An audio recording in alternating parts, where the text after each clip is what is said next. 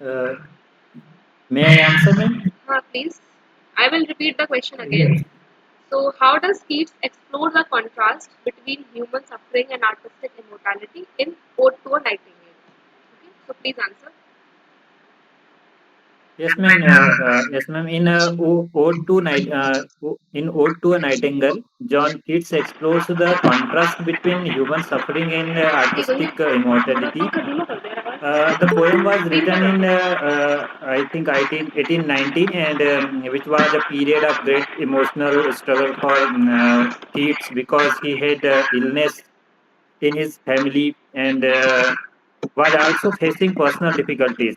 So, in the poem, he describes human life as full of pain, sickness, and death. And he says that youth hates beauty, beauty, uh, youth hates beauty dies, and people suffer from anxiety and disappointment. And this shows the temporary nature of human existence. And in the contrast, the Nightingale song symbolizes immortality, and the bird's music has existed for a generation and will continue even after human being die. Kids imagine that the same song might have been heard by kings, peasants, uh, or even historical figures many centuries ago. So the key idea here is artistic immortality, which means that art and beauty can survive beyond human life, and through imagination and poetry, kids try to escape the painful realities of the world. So kids use the nightingales as a symbol to show that art and imagination offer a temporary escape from human suffering. Okay, anyone with this question?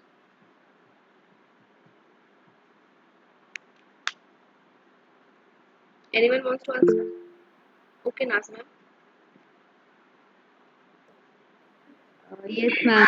Ma'am, am I audible properly? Yes, you are audible. Okay.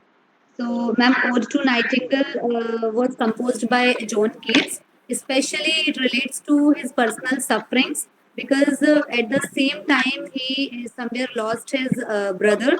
Means his brother got died, and he was struggling with his own physical illness as well and financial hardships. So this poem somewhere reflects the physical sufferings the poet was, facing enough, and some way how he was escaping from those sufferings with the help of the song of the Nightingale, which he found as an art and as an escape, which gives him peace and pleasure. So here in the initial state, the poet wants to reveal that he is quite, with full of heart joys while he is listening to that bird, the nightingale. Okay, and he quote one line that too happy in thine happiness. Like he is actually effortlessly joyful while the bird sings. So he's contrasting, dichotomy is being shown over here. Like he's contrasting between his own suffering and the nightingale song while appears, so he forgets all of his sufferings and indapted, like got drowned in the enjoyment of the song. So this way he compared the human sufferings with the nightingale song. Like he got happier after hearing the bird. Yes, thank you. Okay, anyone?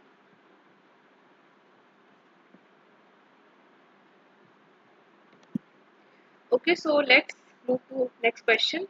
That is, how does Pride and Prejudice critique social pride and prejudice? Okay, so how this novel critiques social pride and prejudice? Who is answering this question? Yes, ma'am. The novel Pride and Prejudice, it is published in 1813 by Jane Austen, and it is a strong critique of social pride and prejudice in early 19th century England. The two main characters are there, Elizabeth Bennet and Fitzwilliam Darcy. represent these ideas. Darcy initially shows pride because he belongs to a wealthy family and high social class. He believes that his status make him superior to others. And other hand, Elizabeth develops prejudice against Darcy because she judges him based on her first impression and on misleading information for George Wickham. And but as the story progresses, both characters realize their mistakes, and Darcy becomes more humble, and Elizabeth learns that her prejudices were prejudiced judgments were sometimes unfair. Through this development, Jane Austen suggests that pride and prejudice prevent people from understanding each other properly, and so the this through this novel, Jane Austen teaches us the importance of self-reflection, humility, and open-mindedness. Okay, anyone?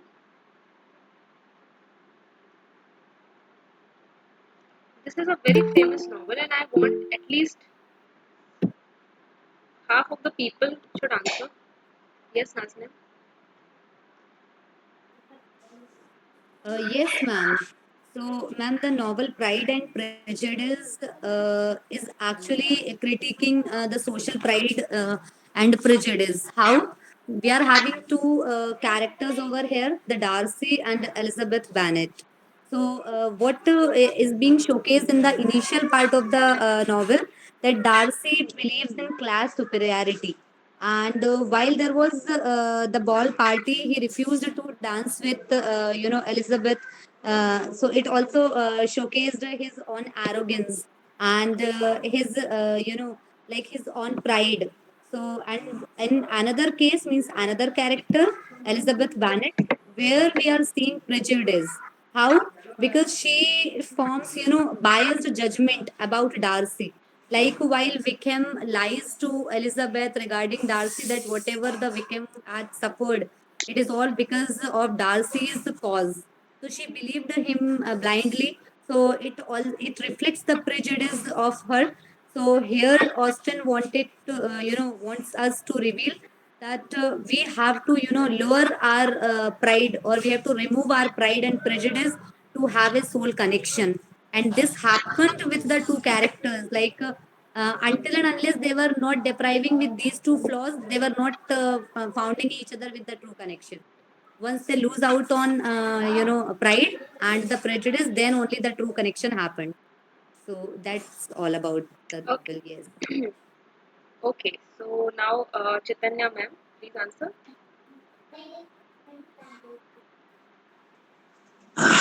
Good morning, good afternoon to all. Oh, Uh, sorry. I in think this, I have mistaken. Sorry, sir. Actually, in this this novel, happens. I request everyone, please, when you are answering, open your camera so that I can see who is answering. okay, okay. Okay. Please continue. Especially, yeah. In this novel, Pride and Prejudice, it basically satires on the Victorian prudence or morality. In this way, there are so many prejudices like related to class or economic status, etc. The and gender status as well. The very first line of this novel starts from the prejudice is that it is universally acknowledged that a man possesses good fortune in a of a wife. So it is also kind of prejudice, Victorian prejudice, basically. And some prejudice, we can see that the mother of Bennett, all five sisters, Mrs. Venice, always try to behave her daughters in a way that they can become the fit for any fit for a good groom, and she's also searched for a groom for the for her daughters. while Mr. Bennett was completely opposite. He wanted to. There is excerpts from the drama is that the Elizabeth said to her father, mother, my mother, forcing me to being be in ball party. But her father said, I will start to hate you if you follow your mother. So these kind of prejudices was also present in this novel. So, as previous issues are all discussed there about the pride is depicts by Fitzwilliam Darcy, and prejudice is about Elizabeth. So this way, the writer wanted to show that how the pride and prejudices are spoils the naturality of a person. Thank you. Okay, very well explained. Okay, yes, please. Ma'am, the relation between the Elizabeth and the Darcy suggests that true happiness in the marriage comes from the mutual respect, affection, and understanding, rather than solely from the wealth or the social status. Overcoming the pride and prejudice is necessary for genuine understanding, respect, and the love. Uh, Ma'am, true love and happiness are possible only when people overcome the pride and prejudice and social barriers. Women, here in this novel, women are shown as the socially and economically dependent on marriage. Through Jane Austen also highlight their right to dignity and choice. Okay, anyone? Jane Austen in this novel Pride and Prejudice, she represents both these as flaws in human character or in human judgment. In Darcy, his pride comes from his aristocratic status, which makes him look on others as a inferior from him. And on the other side, Elizabeth's prejudice also somewhat comes from her sense of being inferior because of her social status, and she hastily judges the Darcy's character without knowing the actual truth behind the incidents. So through this misunderstanding, and both the characters recognize their flaws. So, but later they come along with the truth, and they uh, respect each other in the true form. So it suggests that one should past beyond their pride and prejudice, and to judge a person, it requires actual humility and openness to rather than class consciousness or like impulsive judgment. Okay, anyone?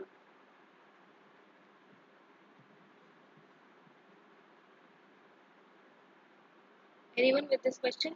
It's a very beautiful novel actually. Ma'am, And okay, Vrindavan, sir.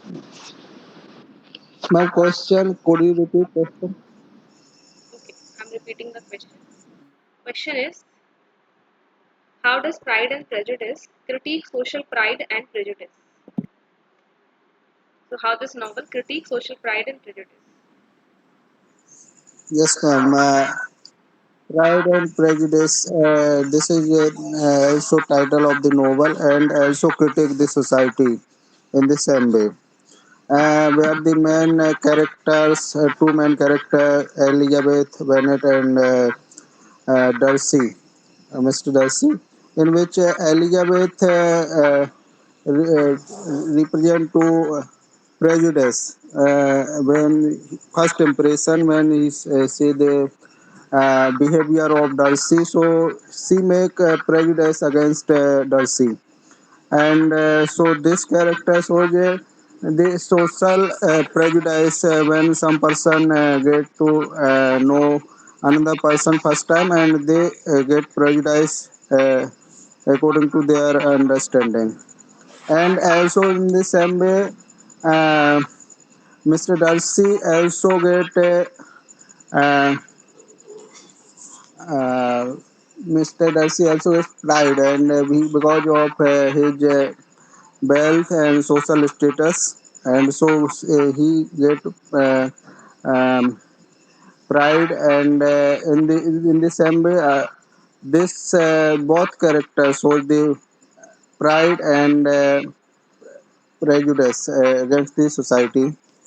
So society also in this novel, Jane Austen criticized the society that someone not be get prejudice or pride against anyone if they don't know about the person in complete way. So we should judge any person by the complete knowing of any person or any situation of the society.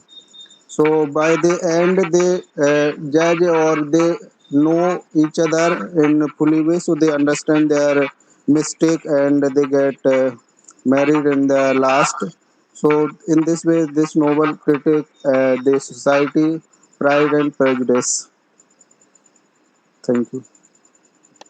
Okay. So the next question is, how does Austen explore the themes of love, marriage, and social class?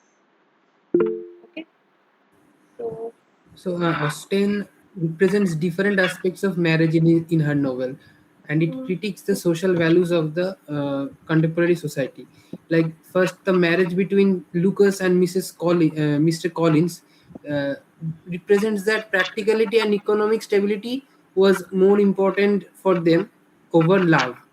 Whereas in Lydia, her sister, Elizabeth's sister, she impulsively get married to Wickham, which reflects that she is more driven by her emotions rather than the responsibility or the societal aspects. And on contrast with these two marriages, the relationship between Elizabeth and Darcy develops through mutual respect. They understand each other gradually and forgives their negative aspects, and they grow they grows together. So through these three different marriages, Austen suggests that successful marriage or union should combine the emotional compatibility and with their moral maturity, not just based on wealth or societal positions. okay. Yes, ma'am. I want to explain in my words. In Pride and Prejudice by Jane Austen, he explores how love and marriage are strongly influenced by social class, and it here social class means a position in society based on wealth, family, and status. And Austen represent three types of marriages through this novel. The first one is Audrey said, practical marriage. It held between uh, Charlotte Lucas and Mr. Collins for financial security rather than love. And the second one is passionate but foolish marriage. It held between Lydia Bennet and George Wickham. And the third one is Ideal Marriage. Ideal Marriage, Elizabeth and Darcy, and it is based on mutual respect and understanding.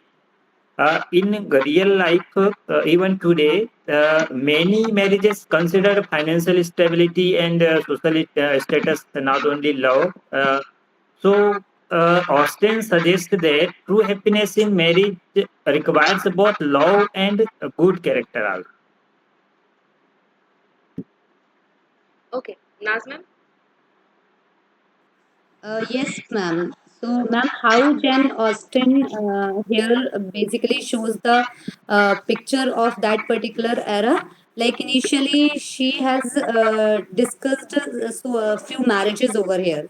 Let us take the marriage of Elizabeth and Darcy. Like finally, it and ultimately it leads to ideal marriage, which is based on mutual respect. And if we see the second married couple over here, Jan and Bingley. So here also like the marriage was on mutual consent and affectionate love. But if we see the case of Lydia and Wickham, so yes, they were driven means Lydia was driven by immature passion and emotional aspects only, and somewhere she suffered later on. And what about the Collins? He shows the false priesthood, like Charlotte and Collins got married. So Charlotte, the friend of Elizabeth, got married to him only because of security. And she later on quoted one line that happiness in marriage is entirely a matter of chance. Means not everybody is going to be happy in marriage. So this way, the different aspects of marriages is being shown on different aspects. Now, how we are showcasing, how Jane Austen showcases here the social class, that how the upper classes looks down on the lower classes or the middle one. Like, let us take an example of Lady Catherine. She represents the aristocratic arrogance and superficiality of the higher class. So this way, Austen wants to show that personal merit is more important than the class you belong to. So that all is being reflected through this novel, and that's why it is considered as the domestic novel as well. Yes, thank you. Okay, very nice. Yes, Vrindavan sir. Yes, in this novel, there is man types of marriage. Jane Austen elaborate marriage in three type way. First is ideal marriage, and second practical marriage on the basis of economic basis, and third is sensual or uh, only on the impulsive attraction based marriage. That so in first ideal marriage between the Darcy and Elizabeth, and Jane Austen and Bringley. These two marriage represent as an ideal marriage where the uh, love and mutual understanding take place between the couple.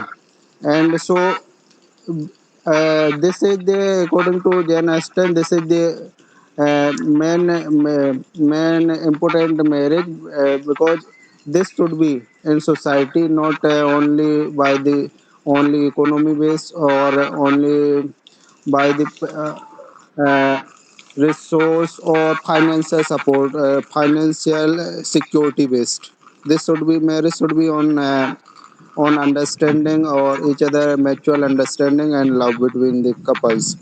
And second, he discuss about the practical or on the basis of financial security. This represent this marriage between Colin and Charlotte, where the Charlotte want to marry Colin because of financial security. She not get love between them, but their marriage mainly based on financial security. So she critic Jane Austen critics this marriage not very not should be take place in society.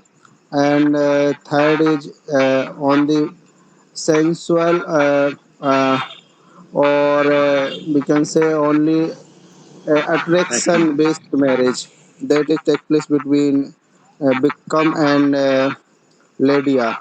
That is not mutual understanding or love between them, but Lydia attracted to the Bickham and they get married. And so this marriage also criticized by Jane Austen in this novel. Yes, thank you. Okay, so this novel is also very relatable in Indian society. Okay, Chaitanya sir, please answer. Um, Basically, the Victorian novelist Jane Austen explored the themes of marriage, love, and social class collectively in this novel. Uh, the marriage is elaborately described as a practical, ideal, and passionate marriage. Basically, when it comes to love, she very delicately described the development of love despite so many obstacles, which is societal or psychological. Like it start when we talk of Elizabeth and Darcy. It starts with the prejudice, love, but through so many of misunderstanding and understandings, it matures, and ultimately they got married, which is also termed as the ideal marriage on the basis of understanding and testing. The another kind of the base behind marriage is practical, which is happened between Charlotte and Collins. Because of financial constraints, Charlotte got married with Mr. Collins, which Jane Austen termed as a not a good kind of marriage. And the third is passionate marriage, which is Lydia and which happens between Lydia as well as Wickham, which is completely selfish as well as it is depicted as a selfish or unmatured marriage. Where the blending of class system is also happens when we see the during the ball party. Darcy refused to dance with Elizabeth because of class differences. So I think these three are the element by which novelist knitted the story knit the story very beautifully and show how in the contemporary society these themes like love, marriage, and social class uh, behave and affect the complete human behavior according to their status as well as social class. Thank you. Okay. Okay, Radha ma'am, please answer.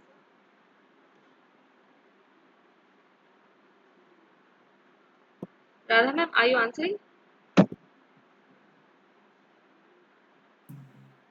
Ma'am. Though I have not revised, but I will give it a try Okay. as I listened others. Okay. So, marriage in Pride and Prejudice is seen as a complete obsession, for economic dependence, as there were no other sources available for women in that contemporary time. So, Austen portrays how marriage is a professional and economic necessity for women, but she consistently wants that marriage should be based on mutual affection, respect, and compatibility rather than financial gain. Uh, these marriages are reflected through different pairs, as discussed by others. So the main idea is that uh, love can bridge class gaps, but only when both parties overcome their respective social prejudices. If we talk about social class, then we see the characters like Lady Catherine D. And Mr. Collins also. So it shows that social class does not guarantee that it would have virtue. So social class does not guarantee virtue ultimately. Yes. Okay. So Okay. So the next question is, discuss the character of Tom Jones as a moral hero. Okay. So this is the question. Discuss the character of Tom Jones as a moral hero. Who is answering? Yes, ma'am. Uh, the, the novel, The History of Tom Jones, Foundling, it is published in 1749 by Henry Fielding. And this novel presents Tom Jones as a moral hero despite his human weaknesses. And here, a moral hero means a character who make many mistakes, but ultimately demonstrate kindness, honesty, and moral growth. And Tom Jones is an orphan who is raised by the generous landlord Squire Alworthy. Although Tom sometimes behave impulsively and make poor decisions, and he consistently shows compassion and generosity towards others. For example, Tom often helps people in need and shows genuine sympathy towards the poor and oppressed people. And in contrast, in other other hand, the character Blifil appears outwardly virtuous, but is actually he is selfish and deceitful.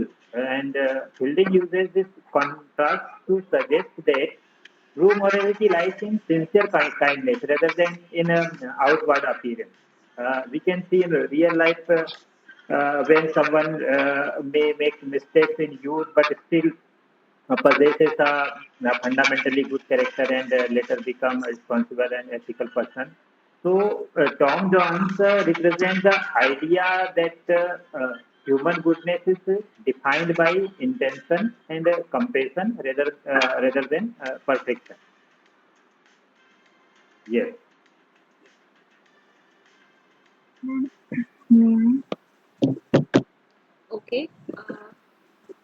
Okay. So Radha ma'am first, then Chaitanya sir, you answer.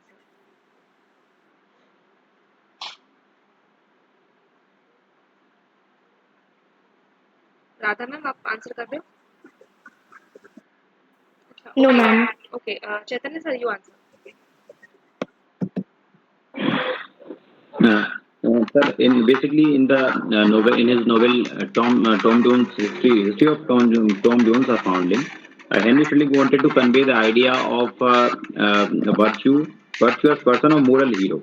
But the conventional meaning of the virtuous person is to the person who is adhered to the moral values and wanted to show in his behavior. But Fielding wanted to convey the dynamic morality as the protagonist Tom Jones was not very virtuous from outwards, like he's in relation with so many of girls, and but when it comes to show the humanity, he supported the Black George, his family, immensely, and he was at the when Mr. Square Alvardi fell ill, he became very anxious.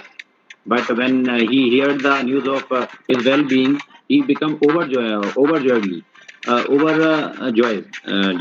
which shows that he is the true and pure person from the inside, because he was not worried about the property of the Alvardi. In the contrast of Mr. Blifil, who looks out virtuous from outside, but always uh, in the wake of looking the property of his uncle, and always in a competition with the Toms, and wanted to convey the bad picture in front of all worthy. So this shows. So this way, basically, Henry Fielding want to convey the idea that the moral person is not the only one who looks out moral from the outside or show the just emphasis on the behavioral aspects, but who the moral person should be from inside as well. Although he has some personal flaws, but despite of having these flaws, he can be a good and moral personality. So that is the central idea that Phil wanted to convey through this novel. Thank you. okay Naz ma'am you answer Yes, ma'am. So, ma'am, Henry Fielding Tom Jones, A Foundling, is the novel written in 1749. And how here we are depicting the character, the protagonist Tom, how he, overcome his flaws and become a moral guide. So, in the initial, what we have noticed that from the beginning onwards, he was charming and good-hearted, despite of his unknown parenthood. Okay, he was kind and passionate. Yes, he was impulsive, but unlike Blefil, he was not calculating or hypocritical. In the journey of him, he committed a lot of errors. Like he was having certain flaws, like illicit relations with multiple females, and to overindulgence in certain social things which found it trap for him to drawn in. And he was also banished from the estate because of misunderstanding, Squire Allworthy was having from him, because Blifil was someone who was making a trap for Tom, and he was all drowning or trapping in the same trap. So how then he becomes a vendor, and from there on, the love and temptation occurs. How he got indulged in the illicit relationship, but finally he found his way, and he learned from his mistakes. And most important, the writer here, Henry Fielding, wants to showcase that we should not be outward in our, we should not be superficial or outward in our virtuousness, unlike Blifil. A person should be like Tom, who learned from his mistakes and then became a moral guide for others. And finally, his reality and his moral consciousness being showcased in front of other characters. So this way. Thank you. Okay, Vrindavan sir, please answer. Yes, ma'am. In this novel, the history of Tom John Foundling by Fielding, and by Fielding, there he want to show the societal outward virtues or morality of English society. Why the Tom John he want to show that true morality or true virtue is not showcased by outward behavior that we can see by the behavior of person, but it should be also of inner sight, a true virtue that is not only show by the behavior but it remain an insight of the person. So why this the Tom John Tom, it is a natural person where he has the morality, but he has also uh, human flaw, natural human flaw, and where he make many sexual affairs and also make drink and bold characters of a bold boy, and that is not considered as a virtue or moral being, but internally he shows the morality, moral. For example, he helps poor and needy persons, and also loyal to his uncle Alworthy, where he and really he want to loyalty to him. But Bilfil is deceitful and he only show up and like virtuous by the outside, but in inner side he is very deceitful and selfish. So by these two characters, Hindley Fielding want to show that Tom John, a moral being as a human, where which who have also flaw, but naturally he is moral. But unlike Wilfil, he is outsider moral and that pretend to the society moral, but really he is not moral, but selfish and deceitful. So this is the novel that want to show of the society flaw. Thank you. Oh, Archana ma'am,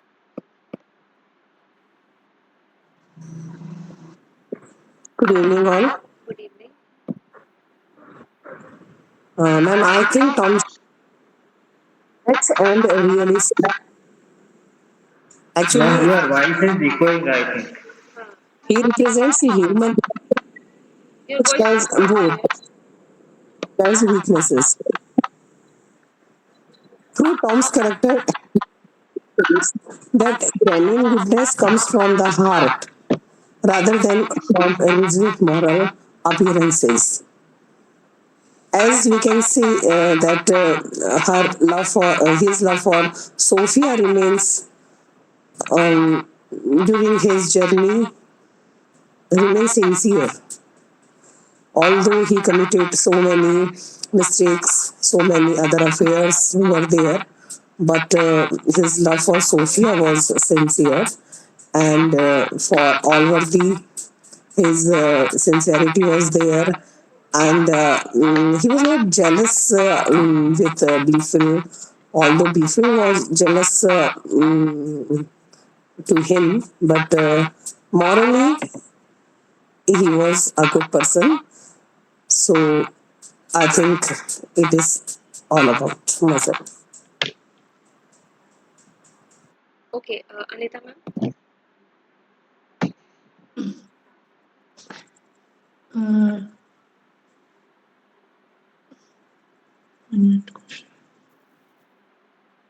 Yes. Tom has a moral. Tom, Okay. Tom, Tom Jones is the written by Henry Fielding and published. It was published in 1749, and it is a work in which he depicted two characters.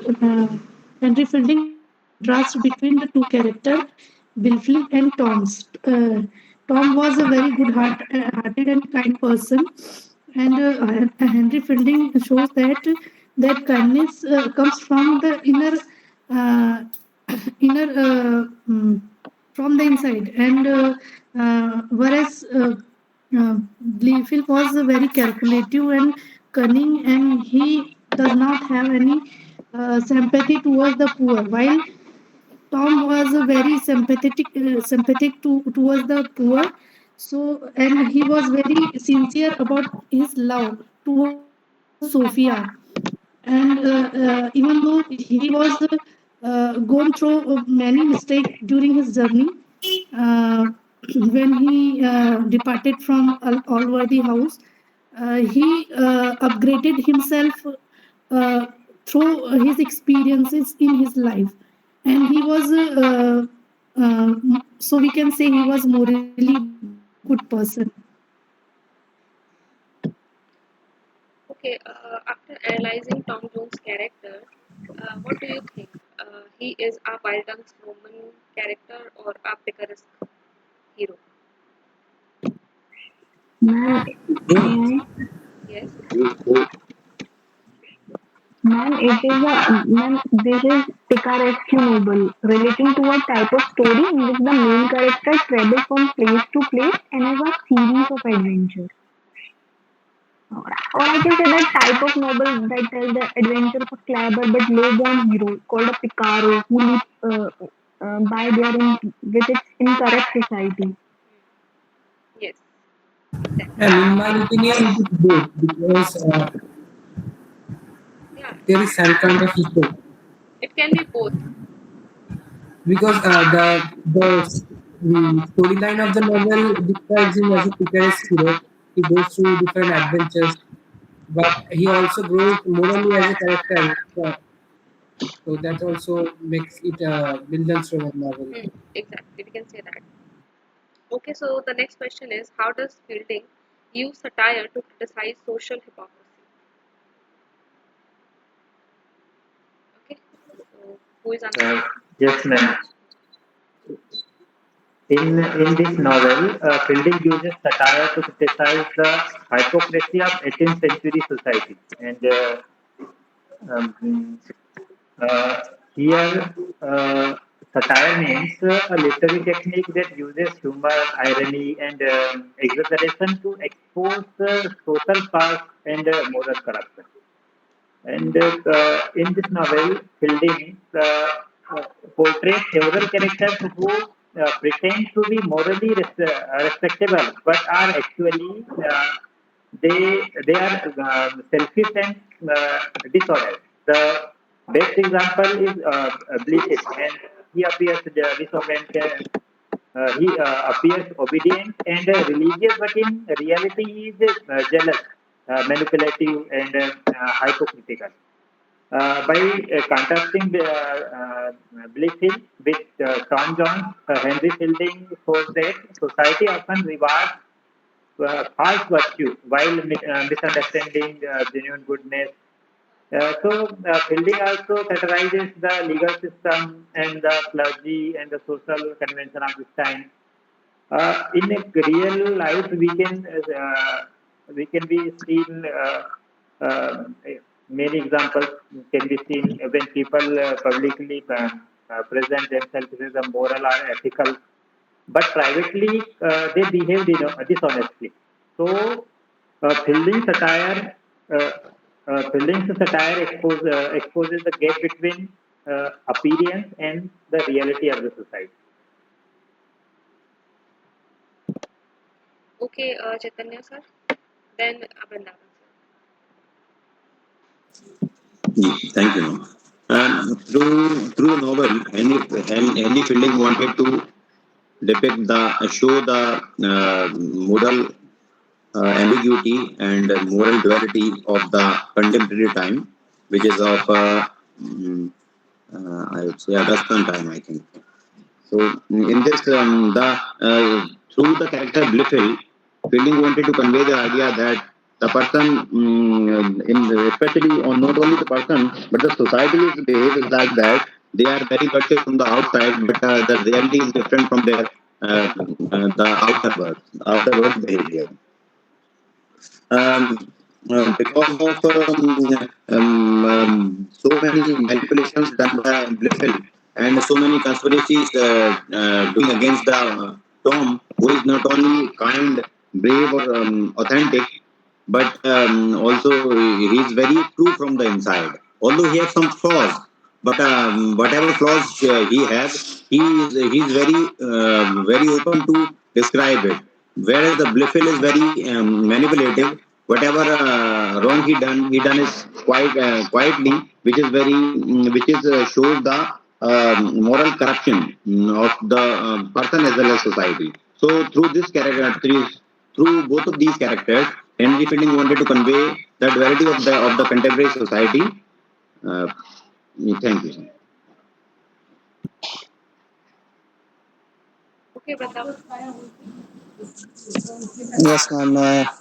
So in this novel, Henry Fielding mainly criticized the society hypocrisy and prejudice of the society, where the society want to show and society there is social standard to morality, which is to appearance of virtue and morality that is showcased by Bill Phil. And according to society, Bill Phil is a good person and moral, but actually he is not. It is showed by the novel, and uh, Tom is according to society norms and stereotype. Tom is not a good moral because of his bold personality and his flaw, and that is human nature itself, which is showed by this any person. We cannot say that every person should be very moral by everything inner side and outer side, but Tom shows that inner side we can also have flaw of every person, but in heart, by the heart we should be kind and moral. That shows by the character Tom. But Willful show the societal pretension, and society want to show that it should be like appearance of the morality that Willful showed. But unlike Tom shows the real morality of the society, and but society not accepted to him. So by this, both character Henry Fielding described and showed this social hypocrisy and satire to the society of the contemporary English society. Thank you. Okay, very nice. Now, the next question is, why is the Pilgrim Progress considered a religious allegory? The question Yep. is, In Pilgrim's Progress, uh, John Bunyan represents the storyline as like the soul's journey from purgatory, hell to earth and then heaven. So the protagonist named Christian, he travels from city of destruction to celestial city, which represents the Puritan aspect of salvation of the soul. And along this way, he encountered figures such as faithful, hope, giant, despair. So these all are taken from biblical allegory, and each of the episode of the works symbolizes the moral struggles and the temptation that the soul faces on the journey. And only after overcoming these temptations one can achieve the true salvation. So this way the narrative represents the religious truth and symbolic storytelling. It follows the the theme of morality and mystery plays. So that's why the work is considered a classic religious allegory.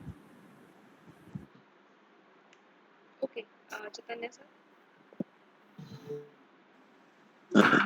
The Pilgrim Progress, which is basically written by John Bunyan in 1674, basically is a religious allegory because it is full of, very first of all, it depicts the Christian themes, and like city of from the pilgrim, the protagonists have to complete a journey from city of destruction to celestial city. So these are terms mentioned in Bible.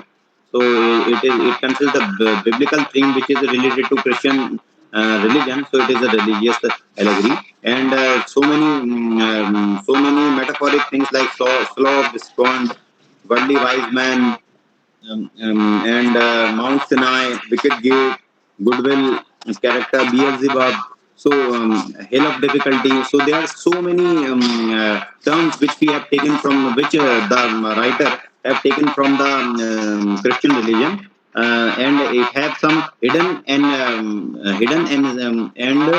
contemporary meaning as well. So on the basis of that, we can say that it is a religious allegory.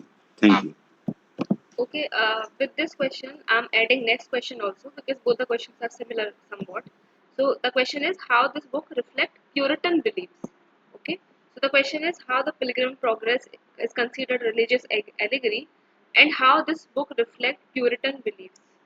Okay, so now if you are able, Yes. combine these two questions and answer. Anyone can answer. Yes, yes, ma'am. Because the Puritan Okay, beliefs Puritan. are as follows. Okay, you continue. You Hello. finish your answer. Okay.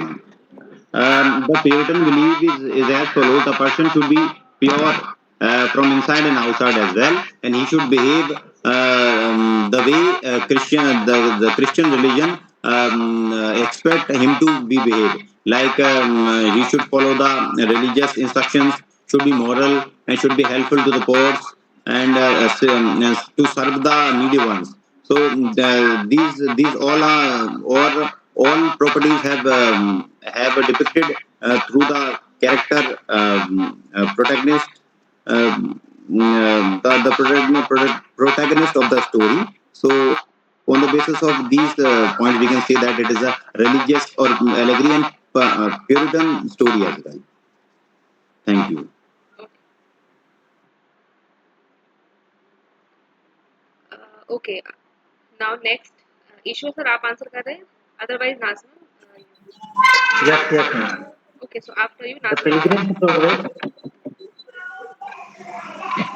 Yes, the Pilgrim's Progress strongly reflects the Puritan beliefs and the values of 17th century. Here, Puritanism was a Protestant religious movement that emphasized strict morality and personal faith and obedience to the Bible. And in this story, Christian must overcome many obstacles and temptations while traveling towards salvation. So this reflects the Puritan belief that life is a spiritual struggle between sin and faith. So Puritan believes that individual must practice self-discipline, repentance, and devotion towards the God. So Bunyan so the true salvation can only be achieved through faith in God and moral perseverance. We can see uh, real examples can be seen in religious communities that encourage strict ethical behavior and spiritual discipline. So, this book serves as a moral and spiritual guide for believers who have faith in God and salvation. Okay नाजमम नाजमम you answer Yes, ma'am. So, ma'am, the Pilgrim's Progress by John Bunyan is an allegory. It is a religious allegory. How? because it follows the journey of the man named Christian, right? He travels from the city of destruction to the celestial city, which symbolizes the Christian's beliefs and the true path to salvation. So this way it is the religious allegory because the events and the characters here shows that how the true Christian leads to the way of salvation. And now how it somewhere relates to the Puritan beliefs because this work talks about the personal salvation, the way Christian was struggling and then reached to the celestial city. So it showcases the belief in personal salvation. The second is moral discipline, means while you are towards the journey of the salvation, there should be emphasization on moral discipline, means you should remove out the corruptness from your own individuality. The third one is the distrust in the worldly pleasures. Like while Christian was all about to cover up his journey, he was all being tempted through the worldly pleasures. But just like we are having the example of the vanity city over there, and it is all about the means importance of preserving the faith. So this way it shows the Puritan beliefs like salvation, the moral discipline, to remove out the worldly pleasure and to preserve the faith ones have towards the religion like the Christianity. So in this way, Puritan believed that life is means it showcases that life is a spiritual pilgrimage towards heaven, and where you have to reach through the struggles and the means toughness of life. You cannot go over reach over there through smoothness. This has been showcased through the character of the Christian. So thank you. Okay, Vrindavan sir. Yes, ma'am. The Pilgrim's Progress by John Bunyan, published in 1678, and this is the religious allegory because it has multiple meaning. There is a story also, and there is also deeper spiritual meaning of the story, and where every character shows the different layers of meaning. For example, faithful, help. And hope, hope, and many events and characters. Here shows the multiple meaning, and why the story there is where the character Christian itself also shows the different meaning. Where Christian itself a character, and it is also represent the Christianity, and Christian every Christian person should be behave like that. And so this whole is a story where every character and event represent different layers of meaning. And the Christian start is journey from city of destruction to celestial city, where destruction worldly sinful life and destruction in the real world, and also celestial city represent to heaven and ultimate salvation of the individual. And so this is allegorical story. And on the other hand, it is also so the Puritan belief, and where the character Christians show the purity in morality, where according to Puritan belief there should be every person should be moral, very inside and outside also, and personal salvation and individual salvation should be, and also should follow to religious instruction, and that is followed by Christian. So it is also Puritan belief also. Thank you. Okay, Anita ma'am.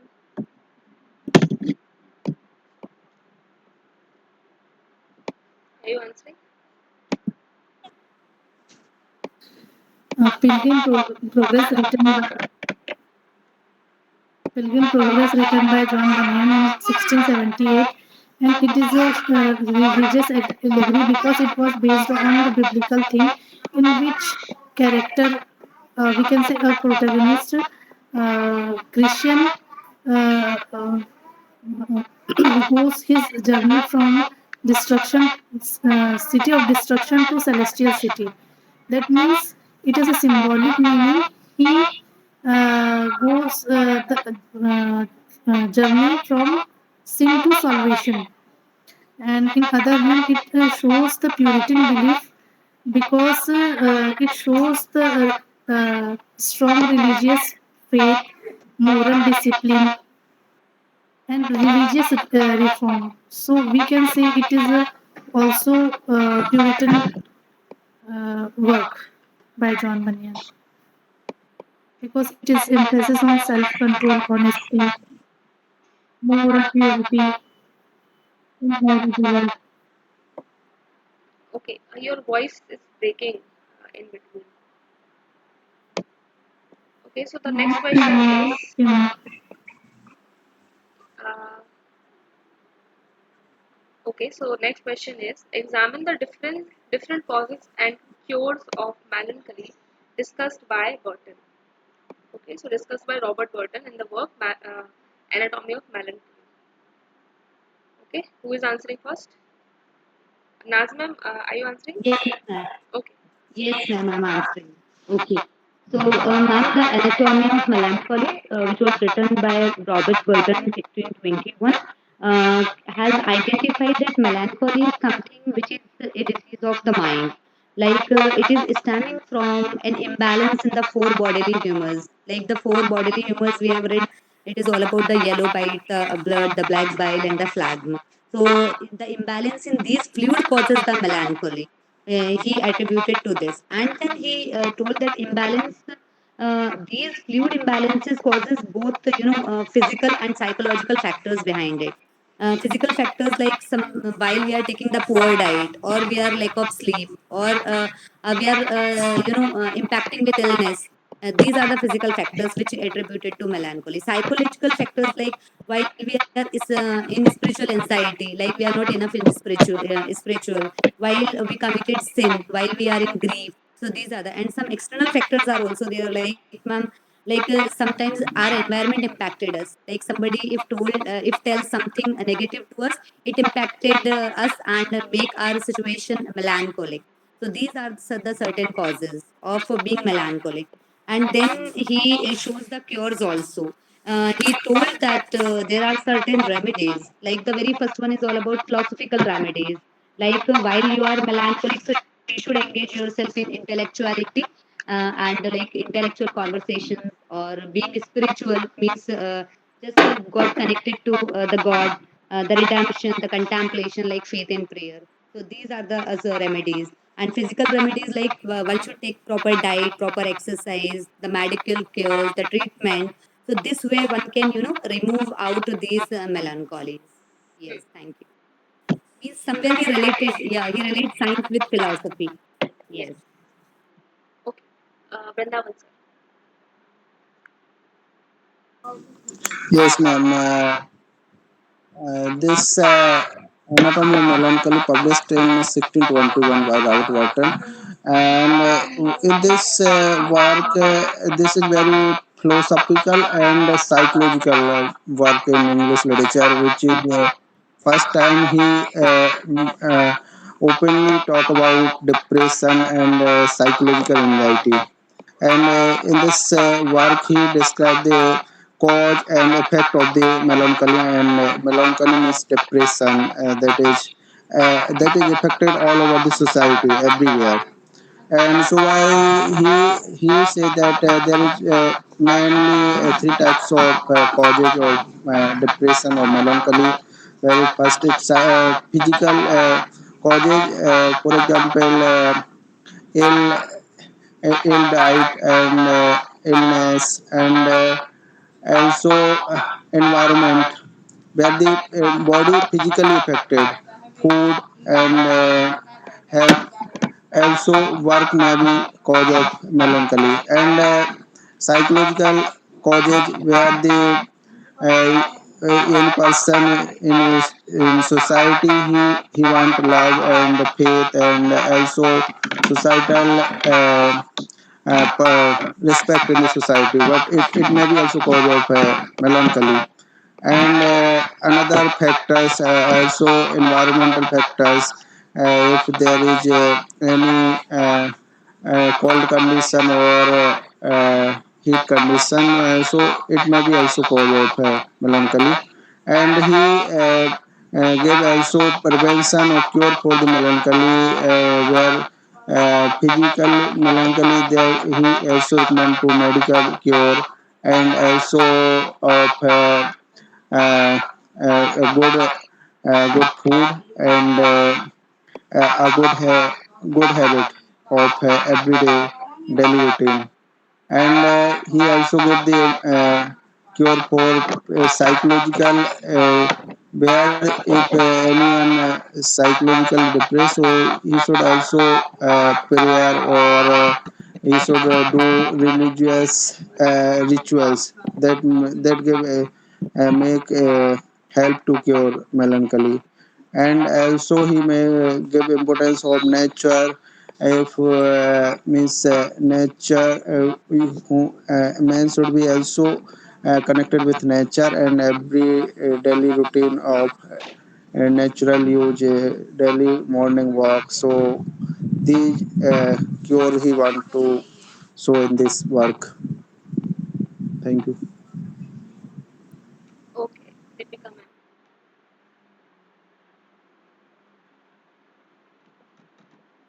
Ma'am, Burton explores melancholy as both medical and the philosophical condition. Because he suggests that all humans are touched by melancholy because life itself is uncertain, full of desire, fear, and contradiction that reflect the struggle of the body, mind, and the soul. And on the other hand, he also suggests some chosen remedies, just including diet, exercise, sleep, music study, companionship, spiritual guidance, even the prayer, practice of art, coffee, traditional games. And he also suggests moderate amounts of the wine and other drinks too, to avoid the melancholy. ऐसे नहीं कि P के टल्ली हो जाओ, but ये कि मतलब थोड़ा सा मॉडरेट अमाउंट में ही सजेस्ट कि we can take amount of wine and other. Actually, in medicine, it is also there. Like I don't know exactly, but I have heard that in the medicine of these illness, like depression, there is a small amount of such uh, substance, like opium. It is used for medication. हाँ ma'am, Sigmund fruit भी use करते थे, वो cigar पीते थे, उनके हर picture में वो दिखता है. Uh, I think it calms the nerves or brain cells. I don't know what. Okay, so the next question is, what is the main purpose of the anatomy of melancholy?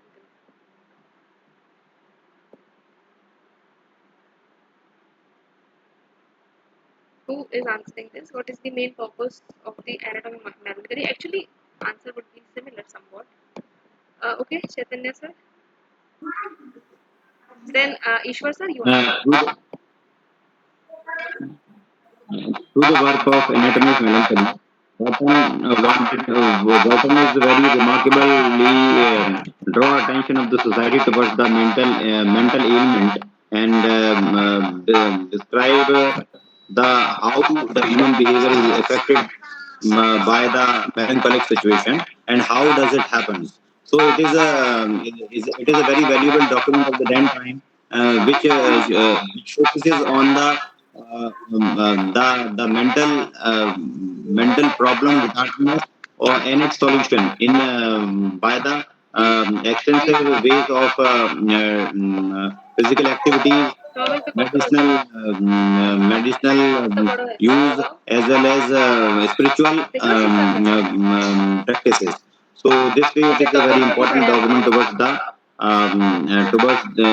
this area, because it is the first of its kind who focuses on the mental ailment. Thank you. फिर वही टांग दी तुमने वापस. फिर जाए तो वो आगे हो गया. Yes, ma'am. The main purpose of the Anatomy of Melancholy by Robert Burton is to भैया analyze and understand शीशा पे the देखो nature of melancholy शीशा पे देखो and its treatment. And the जल्दी घुमाओ word भाग जा यार anatomy here means a अब detailed मोबाइल लेके जा रहे examination तो or analysis. And Burton अरे studies यार melancholy सही from से भगा ना different perspectives, including तुमसे medical कह रहे explanation, philosophical reflection, religious interpretations, and he carefully examined the symptoms, causes, and the remedies of melancholy. And at the same time, the book also entertained readers through humor, stories, and quotations from classical literature. In a real life example, there is a modern book of psychology that explains mental health problem and suggests ways to manage stress and depression. So, through his work, Burton aims both to educate readers and to help them cope with emotional suffering.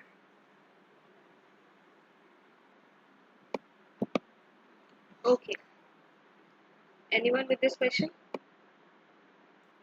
Ma'am, I want to add something. okay Like obviously, ma'am, the anatomy of melancholy is quite a vast and one of the very foremost work which talks about depression. And either the year is 1620 where it was being showcased that something which has happened to the mind and the psychology. So it clearly opens the door for the modern psychology and mental health retardedness and treatments, and it influenced some writers also, like Virginia Woolf was there, and John Bunyan, Samuel Johnson. So these writers got influenced with this work, and it also, like it explored the complexities of human emotions and the person, how they are struggling with their individuality and their psyche. So we can say that somewhere he blended, like sir has also told that this is the work which is actually the blend of like personal anecdote, the classical anecdotes, the contemporary literature. So somewhere he wants to entertain on the serious topic. Means he wants to entertain also to the audience regarding the very serious topic he is discussing over here. So how he blends medical philosophy, theological insights. So obviously, it is a comprehensive work which we are actually connecting easily with the modern and the contemporary life of us as well. Yes, thank you. yes exactly at the time where nobody knew about depression he is actually working on a dedicated text and explaining everything in detail without having any modern technology. It's really great. Like now we know that we have some hormones and the imbalance in hormones create so many psychological changes in our mood and behavior and lots of things. And it's all related to that four elements that he and also Ben Jonson talked about in his works.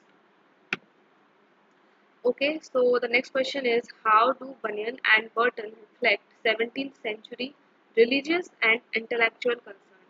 So this century has two poles. One, a, a very religious texts were written, and on the other hand, intellectual texts were written. So what is the like how they do authors reflect these two religious and intellectual concerns in their work? Yes, ma'am. Both the works of John Bunyan and Robert Burton reflects important religious and intellectual concerns of the 17th century. During this period, society was deeply influenced by religion and moral discipline and philosophical inquiry also. And in the Pilgrim's Progress, Bunyan focuses on spiritual salvation and moral struggle. His allegory reflects the Puritan belief that life is a journey towards redemption and salvation after death. And on the other hand, Burton's The Anatomy of Melancholy represents the intellectual curiosity of the Renaissance and early modern period. Uh, Burton analyzed human emotions and psychological conditions in the scholarly way.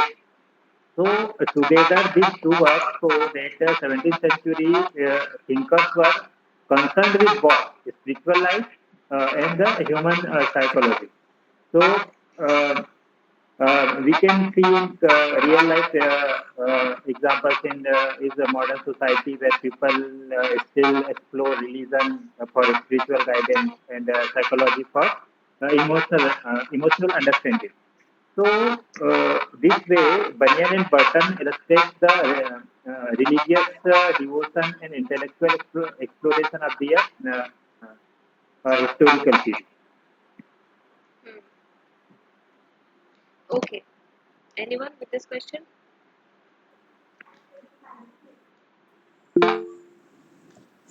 Okay. Yes, ma'am. May I, sir? Yes, you answer. One by one, everyone. Yes, so these two writers, John Bunyan and Robert Burton.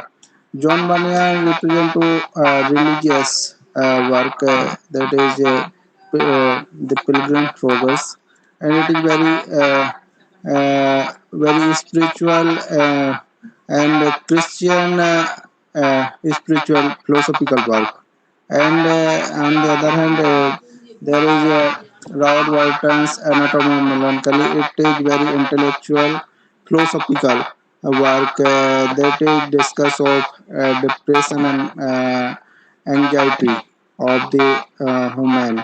Where at that time the depression or melancholy not was very discuss a subject, but he took this decision to take on this as an important work, and this is very to discuss the human problem that is very psychological, where he discussed the causes of depression and also remedy of the depression, and he take different references, and he studied more on library and also of means classical works and contemporary works, and he took all the importance concept about the depression and melancholy, and why this he want to show that how human can cure the depression and remain a mindful life. And on the other hand, John Bunyan, Pilgrim's Progress, want to be very religious and to faithful in God, and to be attain salvation, individual salvation in 17th century. Thank you. Okay, Chaitanya sir. Both of these works, firstly, is my voice is going. Is it clear or not? थोड़ा disturbance है. To the work. Not audible properly. Okay, let me try.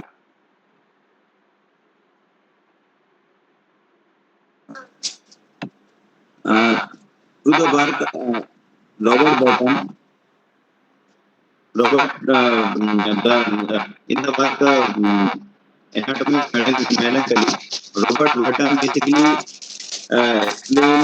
wanted to serve the humanity in a way that explaining the disease which is very prevalent but not very discussed. So and in 1621, when the work have written and revised many times, it is also a rise of Puritanism, which is which show about which is basically about the solution of the all problems through religious basis. In that time, Robert Burton tries to pose his scientific knowledge to heal the ailment, mental and physical ailment, in a comprehensive way. So this way, the anatomy of melancholy is a remarkable work of that time. And when it comes to Pilgrim's Progress, so it is a completely religious allegory, as we have discussed earlier. The yeah, the profoundness in the drama and vulgarity was very prevalent at the time of Charles II. So the Pilgrim Progress wanted to convey the idea that immorality of and the distrust which is spread through the drama as well as the political situation, the religious solution is very prevalent. So this way, Banyan wanted to uh, um, this way, Banyan wanted to convey the idea that the religion is the solution of so many of problems if it followed truly and virtuously. Thank you. Okay, Nazman, please answer. Yes, ma'am. Both of these people have explained well. I just want to conclude, ma'am. Am I audible properly, ma'am? Yes, you are audible. Okay. So, ma'am, both these writers like Bunyan and Burton, they are the voices of the 17th centuries. So, if we talk about Bunyan, so he was more concerned religiously. He was all showcased in the Pilgrim's Progress about the fear of sin, the quest for salvation. The Puritan beliefs he wanted to showcase. And on the other hand, if we see Burton, so in the Anatomy of Melancholy, he was more concerned intellectually. He somewhere influenced that how 17th century was being upbrought through scientific inquiries, human psychology, the religious debates also which were being prevailed there. So if we conclude, then Bunyan was teaching the society through religious allegories, whereas Burton through psychological studies, and Bunyan more focused on salvation, Burton more focused on human psychology. Bunyan wanted to teach the Puritan theologies, and Burton wanted to work on the Renaissance. So this way, they both combinedly showcasing the religion as well as intellectual curiosity, somewhere which shaped the 17th century literature. Yes, thank you. Okay, very well explained. So everyone answered really well. We have completed all the questions for today's session. So in the next session we will discuss unit second. And now हम and करने पे आ गए हैं. जो syllabus है हमारा, हमने unit 10 से स्टार्ट किया था and now we are on the unit second. So very soon we will complete the unit first, and I think by the end of this month we will also get the dates for our interview, that I think will be happen in May or June, because geography की जो interview dates हैं that is on from 27th April. तो actually month के and में start होगा, तो मई जून तक हमारा भी हो जाना चाहिए before the exam of 2026. Okay, so thank you for joining everyone. I hope you liked the session. Ma'am, I want to ask one thing. Like, Thank you to all is of it you more because Uh, you Voice please is not clear. turn I off am not the able to mic? understand. Please speak one more Uh, time. yeah, please, if you can turn off the mic, then I think Uh, the mic is on and it's causing some echo. 1 minute, 1 minute. My mic is on. Yes. So I was asking, in the interview you will have to memorize so many works together. So it might happen that which works which have like too many characters, like Pride and Prejudice or Tom Jones. So we can forget the name of the characters. So in those cases, how can we manage the answers if we forget the name of a character? Suppose. We don't need to remember all the characters' name. Main characters, protagonists are good or easy to remember. For example, Elizabeth and Darcy, famous characters from the literature. हमें याद रहता है, and Tom Jones is also. So it's not uh, like they will not expect कि हमें each and every character हमें याद रहेगा. It's not that much problematic. और अगर हम भूल भी रहे हैं तो we can say sorry. We don't need to answer each and every question. And ma'am, regarding birthplace, what kind of question they ask? Regarding what? Your native place. Native place. Okay, so we will have a session, separate session. In that session we will discuss deaf again and the questions related to deaf. So in that session we will discuss these questions like questions from your native place, your hobbies. And yes, there is one session that we have planned with Akash sir. So I will ask him if he is free, then a separate session we will have on the hobbies, how to decide, and if you want to change you can change still your hobbies. तो वहाँ से आपको वो clear हो जाएगा. Okay. So any question?